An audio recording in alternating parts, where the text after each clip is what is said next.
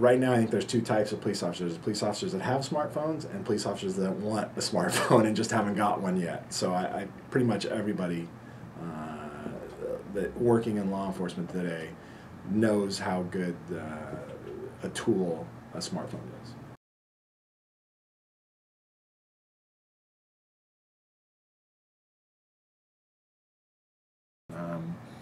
Several years back, we had a tragic homicide in our city at a company called Sideport. This was probably one of the first instances where the iPhone really came into use for us, and smartphones in general, was that the suspect, we knew a name, but we did not have the suspect positively identified. He had fled the scene after killing, I believe it was 3 people. We needed to find him. There was an officer on the scene that had a smartphone with him. He was able to get our records people because there was no way for us to easily get photos. Even several years ago, it was still difficult for us to get photos. He had one of our records personnel email him a photograph of the suspect from his DMV photo.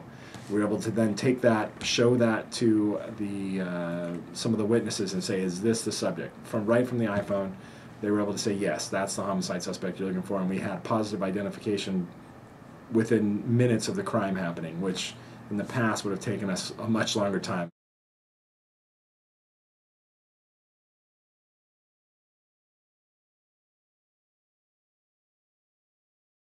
For instance, if we have a suspect that we determine is a violent person, high risk to the public, what we'll do is, if we know they're in a certain geographic area, for instance, let's say they fled from a car stop or after a crime, and we're able to pinpoint a broad area where they might be, and we know we're going to have to search that area.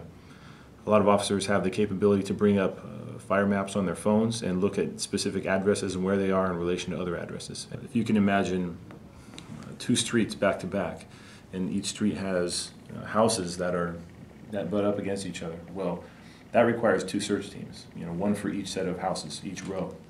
And when you get into the tactics of it, without getting too technical, the bottom line is you don't want teams searching directly next to each other, because if something happens where somebody has to use deadly force or use a shotgun or a pistol, you don't want those rounds going through the fence and injuring other officers. So it's got to be a coordinated effort where you kind of leapfrog each other. And using the maps really assists the officers and the sergeants in being able to coordinate that effort.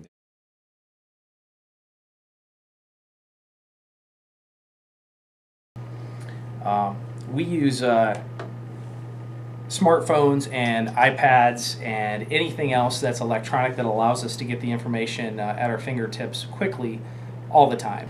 It's pretty handy because a lot of folks may not know what a specific violation is or what it says in the vehicle code.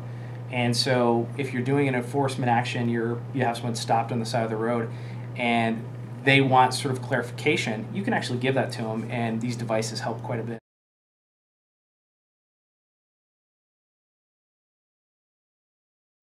Unfortunately, with like the vehicle code and penal code, the cost associated with outfitting every single officer with those codes every single year becomes substantial. It's a substantial cost. And so the department can save money by not having to do that to every officer.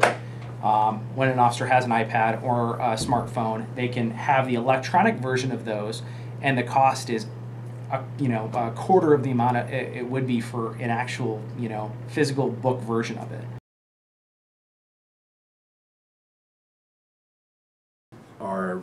One of our IT people here is also developing the ability for officers to write reports on the iPhone, small reports, and there's an officer that was testing that. The future's pretty exciting. We anticipate that the wave of the future is going to be that smartphones will eventually replace our gigantic radios that we carry right now.